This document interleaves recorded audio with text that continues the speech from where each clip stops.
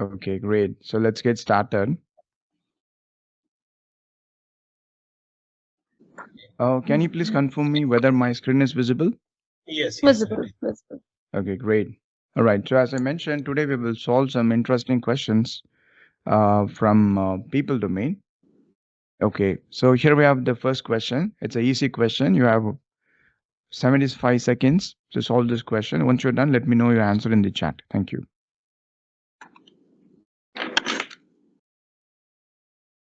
Done? Okay.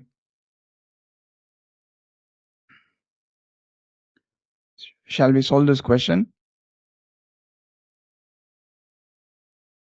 yes, sir, we can solve. Okay, let's solve this question. This is a solve type question, not next type question. Okay. You are managing a project and during the execution, you are in the middle of a project. You already started the execution part. Okay. You observe that some team members are lacking certain skills and knowledge that are essential for the project's success. So we must give this training. No other option. Otherwise, we won't succeed in the project. These skills gaps were not anticipated during the planning phase and they require immediate action or attention. How should you manage the unplanned trainings that arise due to skill gaps identified during execution? So you already identified the skill gaps. Do you agree with me? That is done. I mean, skill gap identification is done. Yes, no, maybe, right? Now, this is a solve type question. See, in this question, we are asked how we're gonna solve this problem, manage the situation. Okay. Normally, you will find next type questions. You will have a problem, and if you see a next type question, you need to think how to solve how to solve it. But you have to think about the first initial step you need to take to proceed with how to solve the problem. All right, you should not pick the ultimate solution. All right, for some questions, to solve some questions, we need to think about how to solve the problem. There are 11 types of question. The first one is next type question. Next is solve type question. The next one is avoid type question. Okay. So for this, you have to think about the next immediate action. For this, you need to find out a solution to solve the given, problem statement. And then this one is about we have to look back in time. What happened in the past? We have to find out the root cause, or we have to find out the preventive. What could have been done to prevent the situation? This is a solve type question because it asks how should you manage the unplanned trainings that arise due? Oh, okay, thank you. Due to skill gaps identified during execution. You can easily eliminate B and C. Do you agree with me? Learners, if possible, keep your mics on mute. Thank you. You can easily eliminate B and C. Ignore the skill gaps as they were not planned initially and focus on completing the project with the available resource. This is shying away from a responsibility. We know there's a problem. You cannot just ignore the problem. So you can eliminate this option. Inform the team members about skill gaps, but leave it to them to find and attend the required trainings. This is also incorrect. The reason is, can we ask people to plan the training and fix their skill gaps on their own? No. Skill development is whose responsibility? Team performance and skill development is whose responsibility? Project manager responsibility. Do you agree? Yes, no, maybe. If possible, you can turn on your camera. As usual, you can consider turning on your camera. That would be nice. Okay. So we have challenge with option A and D. Now, in this case, assess the specific training needs of the team members and identify appropriate training opportunity to address the skill gap. Seems to be a solution, but uh, this is a kind of action you can only take after seeing your existing training plan. You understand? So if you want to know your existing training plan, your training strategy, for example, we have something called T-shaped skill development strategy. Okay. So we need to know what kind of strategy, training strategy we have, and what are the existing planned trainings. Um, should we need to address this training with additional skill gaps with additional training, or how we go about this? Now, for that, you need to visit the resource management plan, because inside the resource management plan, you're going to find the training plan and training strategy. Okay. And first, you need to update this. If you just go for planning the training, or based on the skill gap, if you focus on planning the training, it's not aligned with the project management process. All right. So if you're a project manager and if you want to pass PMP exam, we should follow the processes. Now, when it comes to whenever you want to plan your training or you want to change your training plan, first we need to go and check the resource management plan and then update the plan for the required trainings, and then we move forward with the providing the training. That's the right approach. Okay. Only then you will be able to plan the cost needed to provide this extra training, new training, and then you will be able to update your schedule, because to provide a new training or many skill development, for to develop many skills, multiple skills, we need to provide a lot of trainings, right? And for this we need time, we need people to attend these trainings. So you have to update your schedule, right? And because of providing this training, this we might have some impact on the project, project objectives. This need to be considered and managed as risks. Now, if you want to do all these things, you must start with your resource management plan. Revisit the resource management plan, because that's where we're going to have the training plan and training strategy. And then you have to revise it to include the unplanned training for the team members. Okay. So that's how you need to solve this problem. Between A and D, yeah, it's very difficult to eliminate A. But if you go with the process and if you want to solve this problem professionally, you need to um, go with option D. Select the Take the resource management plan, check your existing training plan and the strategy, training strategy, and then update it and then move forward with providing the training. Okay. So based on this, you can eliminate option A and go with option D. Are you clear why option D is correct? So you always need to stay with the process. Whenever you see in this all these four options, only this one has an important project document. Okay. You have to pay attention to that. It's all other topics or options are very generic. Now, if you see a question if you have a question and there are four options, and if there is an important technique or a project document mentioned, be careful. You should have a strong reason to eliminate it. Okay. And whenever you have anything to do with people, let's say rewards and recognition, you want to appreciate people, you want to provide new rewards, you want to set new goals and reward people if they accomplish it. And then skill development, and then team building activities. If you want to conduct team building activities, you have to come and update the resource management plan. Okay. Clear? So to solve this question, you should know what and all information we will have inside the resource management plan. In the PIMBO guide, it is clearly mentioned. So please read that topic from the PIMBO guide. It will help you to answer many questions in the exam. And whenever you see these kind of keywords in the question, resource management plan, or a particular technique or a tool, and you don't see those kind of tool or technique mentioned in any other option, you should have a very strong reason to eliminate the option which has those keywords. Clear? Yes, Pooja, SME. Yeah, Ahmed, so why I chose A? Because I thought even if I want to update the resource management plan and include the unplanned trainings, before that, I need to assess what are those trainings they would be needing. And then only I can update with all those information into the plan, right? So that was my logic behind choosing A. But this is a solve type question, not a next type question. Hmm. Okay. Okay. See, how would you manage the Okay. unplanned? What would you do next? Then you can go with option A. This is solve type question. Okay. Okay. Okay. Yeah. Well, I was looking at it that because I looked at D initially and I Mm-hmm. went A because I feel this is a challenge, a problem at hand that I need to solve immediately. Mm.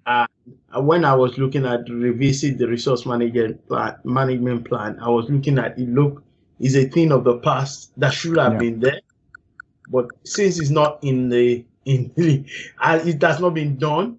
So what's the next thing that I need to do? Is just to quickly assist the team member to get the necessary training. That's why I Yeah. went A. Yeah. I know most of you select A. That's why, we have this option in the question. See, when it comes to providing training, it's not for free. Coaching and mentoring are for free. Training is not for free. Training is a typical project management activity. You should spend money, you should update your schedule, all right? So you cannot just plan for a training. If you want to give a training, and let's say you identified a new training need during execution, you cannot just go forward and give the training. Training is not for free. If you want your people to attend, then they won't do the project work, the training. People won't do the project work, and you need money to offer the training, right? So training is not for free. Okay, you need money. Coaching and mentoring are for free. Training is not for free. All right. Let's solve the next question. Pooja, you have a question? No, I could not unraise my hand, so I'll Okay. just connect from laptop here. Okay, fine. Okay, so this is based on adaptive leadership style or situational leadership model. So you have 1 minute time. Solve this question. Let me know your answer in the chat. I will explain you about the situational leadership model when we solve this question together. Okay, I have a slide. I will use that and explain you. All right. Just give it a try. If you're aware of situational or adaptive leadership model, you will be able to solve this question easily. B, B, C, B. Okay. Okay. Shall we solve the question? Done? Okay. In a project, the members have recently undergone a major restructuring, resulting in a team composed of individuals from different departments and backgrounds. They are currently experiencing conflicts, disagreements, and power struggles among team members. Which leadership style is best suited for managing teams facing such challenges? Now, to solve this question, you need to know both uh, Tuckman ladder model and adaptive leadership model. Okay. Now, when it comes to Bruce Tuckman ladder model, there are 5 stages, right? First, we have forming, then storming, then norming, performing. What is the last stage? Adjourning. Adjourning. Very good. Now, the theme is in which stage? So storming stage. Storming stage. Very good. So, because there are a lot of conflicts, disagreements going on. Okay. Restructuring happened. Probably the team might be in norming or forming. Because of restructuring, now we have new team members, and therefore, again, the team went back to storming. All right. So now they are in storming stage. If your team is in storming stage, which leadership style is good? That's the question. Okay. Now there are 4 different leadership styles according to adaptive or situational leadership model. We have this for the exam. We have to learn this situational leadership model to for the exam. Okay, you might see a couple of questions from this. There are 4 types of leadership styles: directive, coaching, delegative, and supportive. Okay. Now let's understand this adaptive leadership style. As I mentioned, adaptive leadership style or situational leadership model has connection with Bruce Tuckman ladder model. So there are 4 stages: forming, storming, norming, and performing, if your team is in forming stage, okay, the competence level will be low according to this model.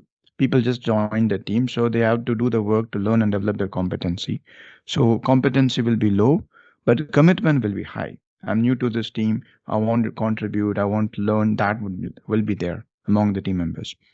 And during this time, you have to use direction. We have to give direction. So you have to be highly directive, low supportive. In the sense, uh, you cannot let people to make the decision because they are new to the team. They just joined the team. They're learning things. So we have to give them directions. Even they would like, receiving directions and just following the instructions. Okay. So that's good for forming stage.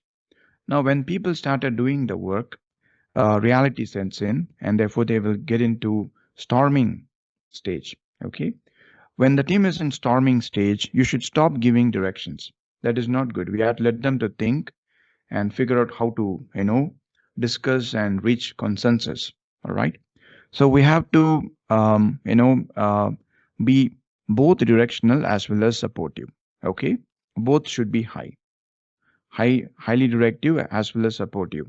That when you combine these two, you get a coaching type. Okay. We should tell them what they have to do. Also, we should let them take part in the decision making process. Ask them how they feel about this. Can we do this or that, and so on. So that's about coaching. Then, when it comes to norming stage, we have to use supportive leadership style. Okay.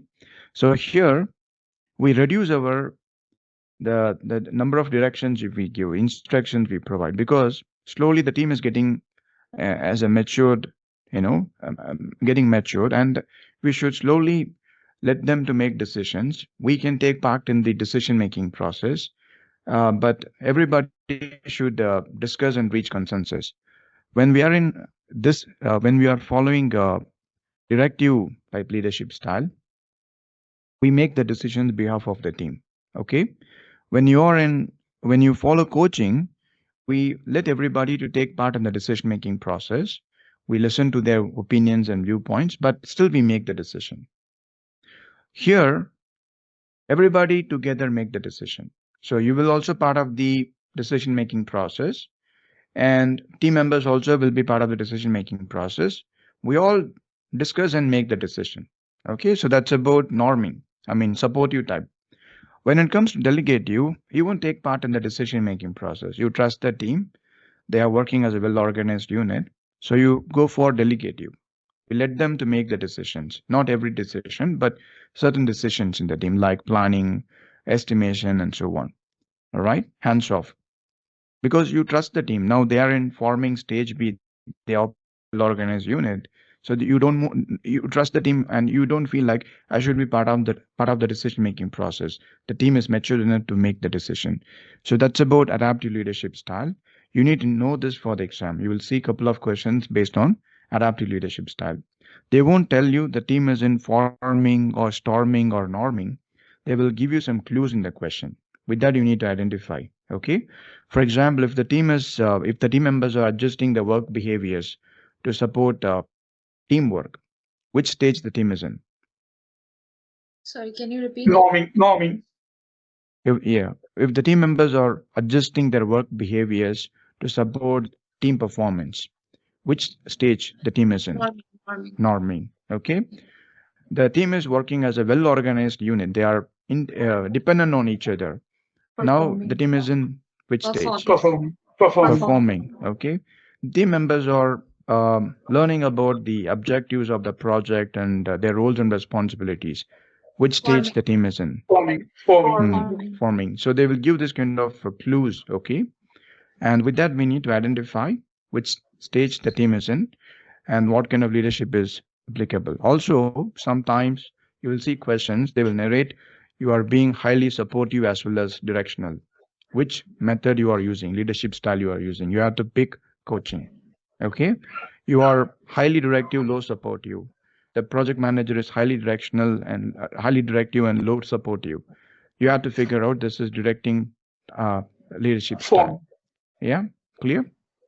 So are you clear what kind of questions you can expect based on Bruce Lipman leader model and adaptive or situational leadership model? Yes. Yeah, Umesh, please let me know your question. So here, as per the question, it says the experiencing conflicts and discomfort with respect to power struggles among the team members. So I think Hmm. basically in this stage, the team members with same competency level or the same experience, exposure are there. And that is why, as a manager, so during the storming stage, uh, is it not correct for a project manager to delegate the responsibility, like as you take a lead for particular sprint, or you take a particular during a daily scrum meeting? So can in that way can he not what do you call Delegate. convince I or understand. I understand you are, suggesting delegate you here to bring in ownership, but unless until the team is operating as a well-organized unit, you cannot trust them and let them to make the decision. Okay. So when you say delegate you are not empowering the individuals, but the whole team. Are you clear? Now, if you let team members to make the decision, you are empowering not the individuals, but the team. So they sure, should be able to discuss things and reach consensus. If they don't have that maturity, you cannot empower them to make decisions. And therefore, delegate you, delegating style leadership approach will not work. Okay? oh, sure. And can we Okay. expect like drag and drop questions for such, like Definitely. correlating with the forming, norming, and situational state? Oh, Exactly. You will get the drag and drop questions based on Bruce Tuckman ladder model, also adaptive or situational leadership model, or combining both. Okay? sure. Yeah, Thank you. you're welcome. Any other question? All good? Okay, let's solve one more question. All right, this is a nice question. You will learn something new in this by solving this question. Yeah.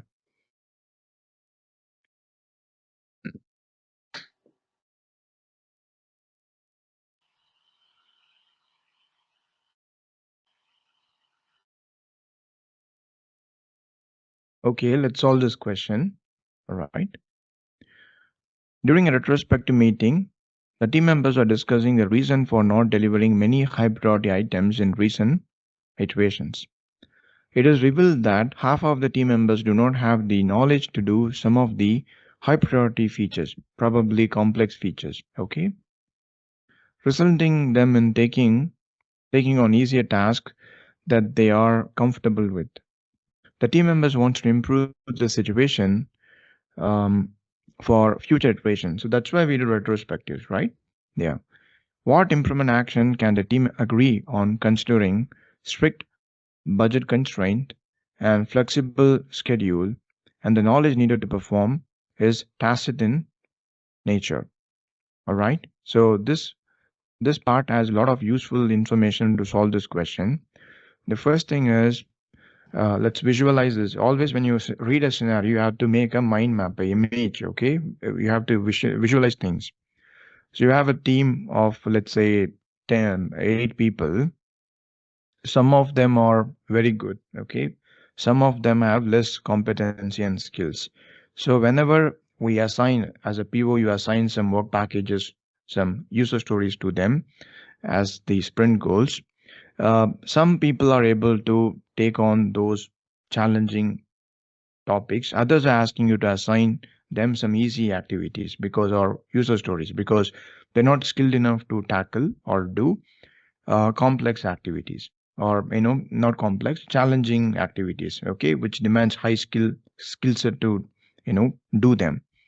Now this cannot go on forever. Do you agree? We have to do something about it. So people identify this as a problem area of improvement and they want to fix this in the upcoming iterations. So how to do that? Now it is found that the kind of knowledge they need to acquire to develop their skill is tacit in nature. We know that there are two types of knowledge. One is explicit, other one is tacit. Which one is codifiable? You can convey using pictures, words, numbers, and so on. Which one? Explicit. Explicit. Yeah, you can write a book, a blog on it, and so on. Now, this is a kind of knowledge that cannot be transferred using a formal training. Okay, formal training, or you cannot give a book to people to read that book and to learn these things. So that way, we have a challenge. However, we have some good and bad news. The good news is the schedule is flexible. So even if you take some time to do coaching and do this knowledge management and help people to learn and develop these skills, there won't be a big impact on the project deadlines because the schedule is flexible. However, we have a strict budget constraint. Now, if you want to give training, formal training, then you need money. Okay. If you want to organize formal training, you need money. And so we cannot afford to have training here. Okay. Because of strict budget constraint. At the same time, the knowledge is tacit in nature. So training won't work out. We have to rely on collaboration and coaching, okay, and similar kind of activities to transfer this knowledge. Now, if you see the options, first one is hire additional team members with required skills to handle the complex high priority work. This is insane. What we need to always think about how to develop the skills of existing people, right? All of a sudden, how you going to get new people and make them to work in your project? This is the least option we should try. Okay, the least and the last option we should try. You can eliminate this one. Provide formal training to develop necessary skill.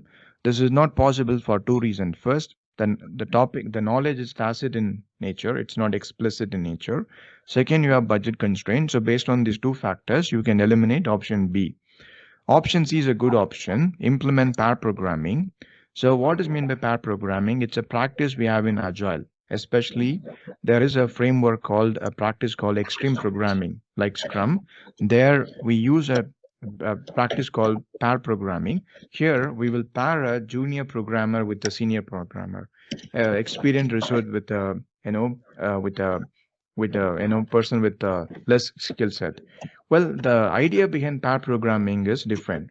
So let's say you and I are developing the same software together. Okay, instead of two eyes, four eyes are noticing the code. Okay, when we develop, we both are inspecting the code simultaneously. If you make any mistake, I will help you to correct that mistake. If I do any mistake, you will be able to correct that. Okay. Now that's the idea behind pair programming. It's about quality, but there is also another benefit you get from pair programming. We learn from each other. You have a programming style. You have some know-hows and you have some insights about how to develop programs. If I work with you, by using this pair programming technique, I will learn your tricks and methods and know-hows you know about software development. Like me, you will also learn how I develop software. Okay, so we learn from each other. That's the another benefit we have with pair programming. And in this case, if you pair a junior programmer with a senior programmer and make them to do the work, so these kind of complex challenging work packages, then these people will learn how to develop complicated softwares or challenging user stories. Okay, and therefore we should consider going with this option. Bring in external employees on a contract basis using time and metal contract is also not fine. First, you have to avoid the contract, and then if you are going for bringing in external people, again, what will happen to the internal resources? Are we going to lay off them? Okay, so these two options are extreme cases, and moreover, if you go for time and metal contract, you're gonna spend so much of money. You won't be having control over the budget. Okay, so in that aspect also, this is not good idea. So therefore, option C is the best one. And moreover, if you see all other options, this one has a very special keyword, pair programming, same as the first question. Okay, so when you have such special keywords in the options, you have to have a strong reason to eliminate them. Okay, and most of the time they will be the correct answer. And therefore, the correct answer is option C, implement pair programming. Are you clear why option C is correct? Good. Okay, perfect. Any questions, any doubts? Yeah, Ahmad, sorry for the interruption, because due to the technical problem, I could not get the answer of the question 1. Can you show me the question one answer? Question 1, yeah, this one. Yeah. The correct answer is option D. Okay. So my question is like this, Ahmad. For example, we identify the skill gap. So first thing we have to do, we have to identify the appropriate training for that one. Then only we can revisit the resource plan and whether we already captured this training in the resource management plan or not. No, That all is questions A. are not next type questions. Only if it's a next type question, you have to think that as in that way. Okay. Okay. This is a solve type question. How should you manage the unplanned trainings that arise due to skill gap? So this is a solve type question. You have to find a solution. How to solve this problem? What should be done next? Probably you can consider going with option A. So this is not a next type question. This is solve type question. Okay. Okay. Yep. Yeah. Okay. So find out whether it's a next type question, solve type question, or avoid type question. Only then you will be able to solve it correctly. Okay, appropriately. Okay. Yeah. Okay. Of course, you will see many next type questions, like 40 questions, around about 40 plus next type questions. But you will also see not type questions, avoid type questions, solve type questions. So solve the questions accordingly. Okay. Yeah. Based on their type. Yeah, I think we have the confusion between the next type and solve type questions. Huh? Yeah. Next type, solve type, and avoid type. Sometimes the question will ask us, what happened here? Because of what this occurred?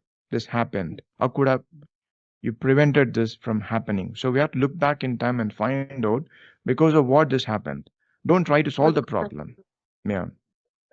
But I think, Ahmad, avoid type, we are a little clear and we have to look past. Yes, past, okay? Yes. Yeah. But next time solve type is a future. Okay. Next immediate step you have to next think. Next immediate future, solve is a final solution. Am I right? Yeah, final solution. So a concrete action you have to take to get things done. Yeah. Thank you. Okay. Yeah. Thank you so much. Yeah, I will see keywords like solve. How would you manage this situation? Okay. Okay. So these are the keywords to identify solve type question. Let's quickly solve this question. Yeah. I can't type right now, but for me, answer is D. D. Okay. D. Okay. Just please let me know your answers in the chat. You feel all the 4 options are correct, isn't it? Yeah, it feels like when you take a quick glance. Yeah, but if you pay attention to the question, you have the clue. You will see this kind of questions as well in the exam. Okay. Yeah. A. 11 says A. Okay.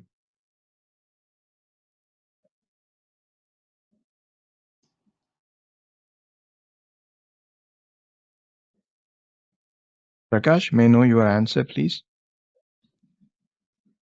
Christy, Yemi. Yeah, D. D, okay. All right. All right, let's solve this question. I'm not going to read this question because I know we need to wrap this meeting. I have another meeting in next 10 minutes. Okay.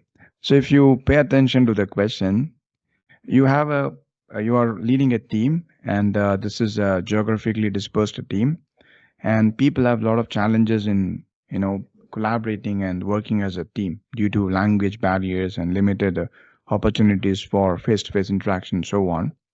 Now, as a project manager, you want to find out which tools and techniques it's going to help you to promote team collaboration and bridge these communication gaps. Okay.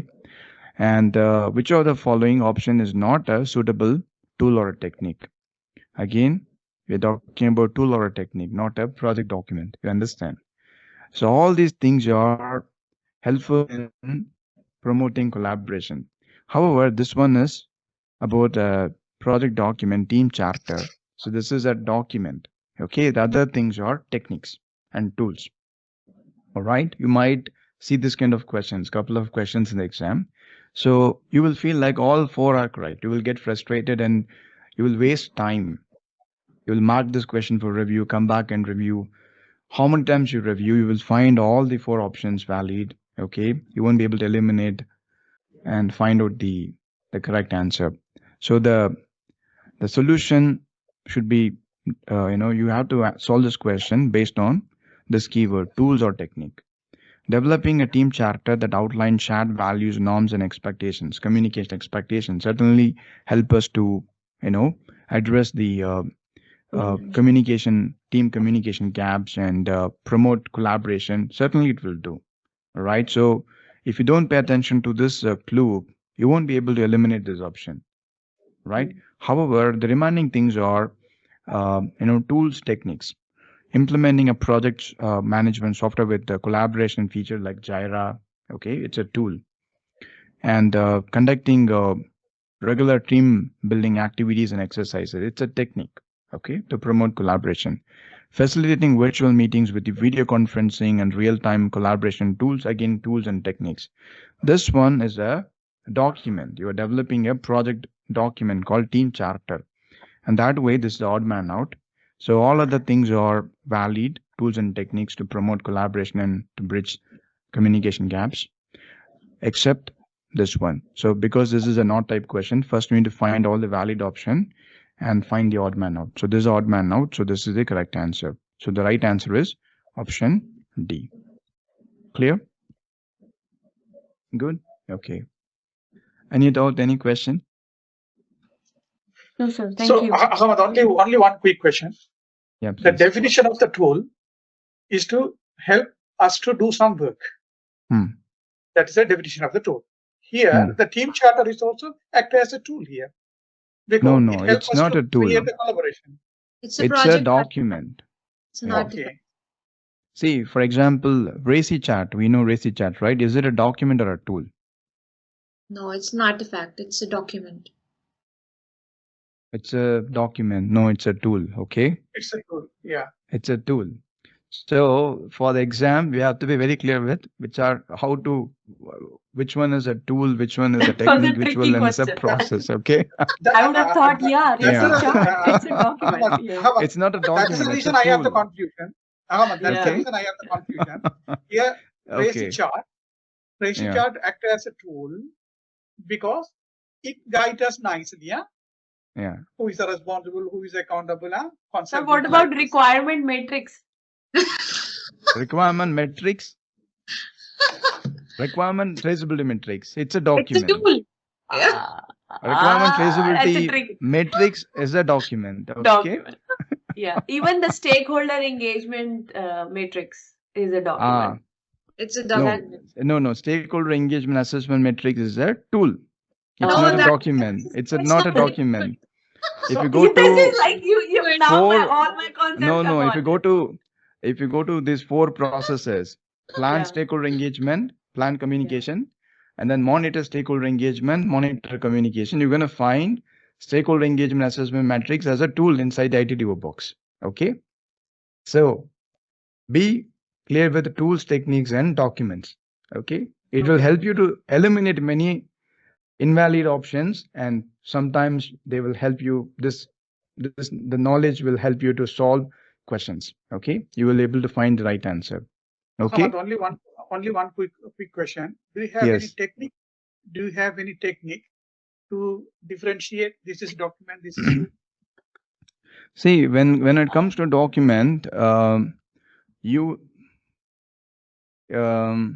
by experience. So let's say you have a document, means document should have a content. Okay, it should document means where you maintain some information, and they won't let you to make a decision. Normally tools will help you to make decision, or infer things and easily come to a conclusion, or help you to on next steps. Group people. Yeah. I think we need to know about all these things as we go down the line. And don't go down the line. No. Yeah. Tools will help you to do things easily. Right. Okay. Tools will help you to do things easily, effectively, and then they will mostly help you to infer things and make decisions. That's about tools. Right. Okay. Documents will have information in them. We maintain the information. Sometimes we change the update information later. Okay. So sometimes they will ask you to which document out of this 4 options to modify which one you need to use the change management process. There will be only one document. Remaining options will be tools or techniques. So you can eliminate them. You don't have to use change management process to, you have no business with tools and techniques when it comes to change management, except documents. If you want to modify documents, we need to yes. All right. Yemi? So, yeah, this is my question. When it comes to audit, are we supposed to look at it as internal audit by the team? I will answer this question. I will answer this question tonight. I mentioned it. I responded to your message. I will answer your question tonight because I have only 1 minute to join a training now. Okay, so please excuse me. I will answer to your question, Yemi. See, the difference is self-correction is related to retrospective. Audits are normally done by external parties. They could be both internal to your organization or external to your organization, but definitely not by the team members. Okay. If team members are doing, then we call this as retrospective, self-correction. Audits are not self-correction. Someone is coming and identifying our gaps and telling us what improvement we should do. And this is needed because we may not have the qualification to check and say whether a process is good or not. So sometimes your quality team will do, but they are internal to your organization. Sometimes you will invite some qualified people from the market to check your process and say whether the process is good or not. Okay. All right. But I will give a detailed explanation to you, to your message. Tonight I will do it. Okay. Thank you very much. All right. Okay. Okay. Yeah. Guys, Thank you so much for the session. Thank you. Yeah. You're most welcome. Bye. We'll meet Thank you so next much. week. Bye.